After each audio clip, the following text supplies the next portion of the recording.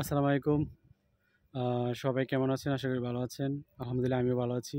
আজকে আমার ভিডিও করার উদ্দেশ্য হলো কৃষি বিষয় ইটালিতে আসতে কত টাকা খরচ হয়?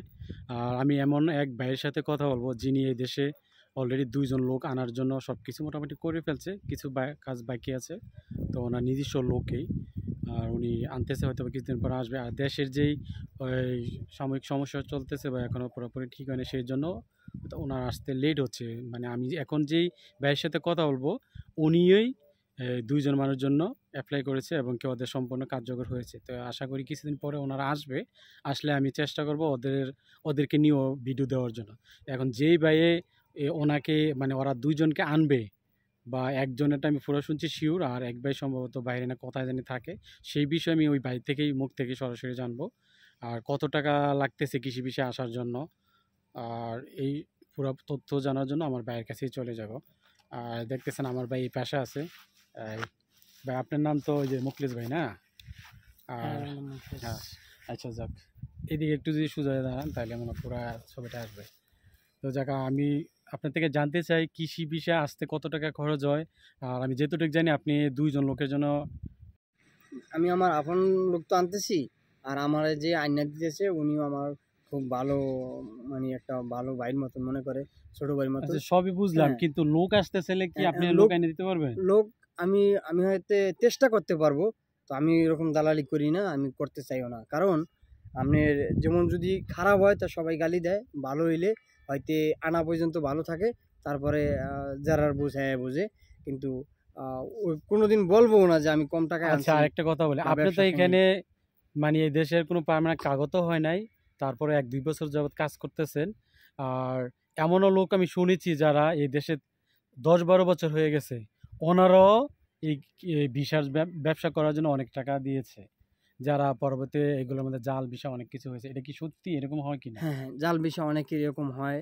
আমার বাড়ির পাশে এক ভাই প্রায় ১০০ লোকের জন্য ভিসা এপ্লাই করছে। তো এর ভিতরে মানে ৩-৪ টা ভালো উঠবো, বাকিটা এরকম খারাপ পড়ছে।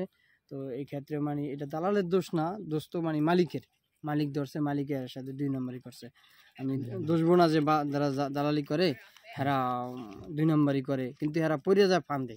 তো এইটাই। এগুলা তো আর বাংলাদেশি মানুষ করে না, পড়ছে হলো যে ইটালিয়ান লোকের সাথে। হ্যাঁ, ইটালিয়ান যারা এদের সাথে পড়ছে, কিন্তু বাঙালি লোকে দিছে আগে বিশ্বাস করে, বিশ্বাসে করে চুরি করছে।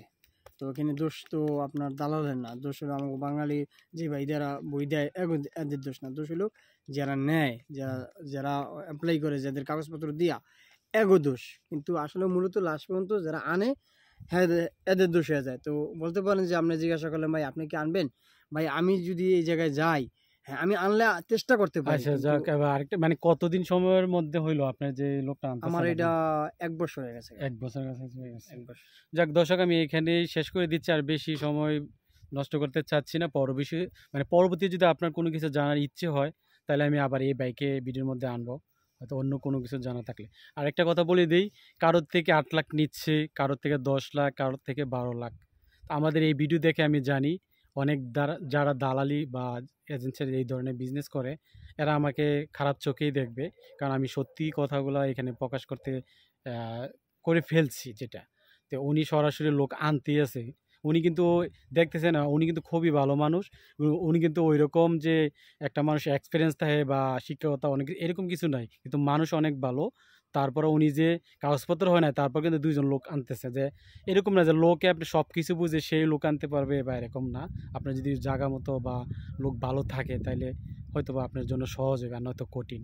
আর দেখলেন যে উনি ওই ভাইও বললো যে ওনারই পরিচিত ১০০ নুলস্তা নাকি জানি সে জমা দিয়েছে প্রায়, আমি যতটুকু শুনছি ৪০ না ৫০,০০০ ইউরো মনে হয় না, এরকম ৭০,০০০ ইউরো। ৭০,০০০ ইউরো জমা দিয়েছে। এই টাকার কোনো কবে না, পাবে সেও জানে না।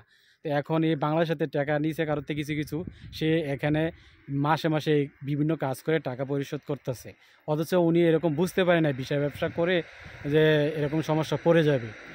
তো যাক, তো এই বিষয়ে কথা বলতে গেলে আমার একটা কথা আছে, তো আচ্ছা হ্যাঁ, যে উনি বলতে পারে দর্শক যে যাই এই ব্যবসা শুরু করছে বা লোক নেওয়া শুরু করছে। আমার লোক আনা একটাই উদ্দেশ্য, আমার বাড়ির আমার ভাই ব্রাদার এরা ২০ বছর, ১৮ বছর, ১৬ বছর হয়ে গেছে। অথচ আমরা বড় হয়েছি, আমরা বিদেশ করছি। আমাকে কোনোদিন বলে নাই যে তোরা এই পথে আয় বা এইভাবে আস। কিন্তু আমার একটাই উদ্দেশ্য, আমি শুধু আনতে চাইছি কেন, যে আমি যখন এখানে আসছি তা আমি আত্মীয় স্বজন যদি আনি এরা হয়তো আমার মতন একটু ভালো চলতে পারবো, শুধু এই উদ্দেশ্যে আমি এদের বই ধরছি, না আমি বই ধরতাম না। আর এরকম আপনি এই ধরনের বিজনেস করেন না? না, আমি এগুলি করি না। কিন্তু আমি শুধু আমার মনে একটা কষ্টই যে ছিল যে আমি ওই দেশে লোক আনুম, কিন্তু কেউ থেকে ব্যবসা নিবো না, আমি কেউ থেকে লাভ নিব না, এরা আইসা কাম করে এদের ফ্যামিলির এরা বাঁচাক, আমি যাক, এটাই ভালো চাইছিলাম। ভালো। আপনার যে একটা মনোবতা ইয়া, এটা দেখে শুনে আমার ভালোই লাগছে। যাক, এরকম মানুষ সবাই যে এরকম হয় তা না, খারাপ আছে, ভালো আছে। দর্শক, যা হোক, আমি এখানে ভিডিও শেষ করতে যাচ্ছি। ওকে, ভালো থাকবেন। আর দর্শক, আপনি যদি নতুন হয়ে থাকেন তাহলে অবশ্যই আমার চ্যানেলটি সাবস্ক্রাইব করবেন, আর ভিডিও অবশ্যই একটা লাইক দিবেন, আর যদি সম্ভব হয় শেয়ার করে বিভিন্ন জায়গায় ছড়িয়ে দিবেন। এতে করে মানুষে অনেকজনের হয়তো উপকারে আসবে। আর আপনার একটা লাইক দিতে ভিডিওতে মাত্র 1 সেকেন্ডের প্রয়োজন, এর বেশি আপনার সময় নষ্ট হবে না। যদি সময় থাকে অবশ্যই এই ভিডিওটা একটা লাইক দিবেন এবং শেয়ার করে দিবেন। তো ওকে, ভালো থাকবেন। আল্লাহ হাফিজ।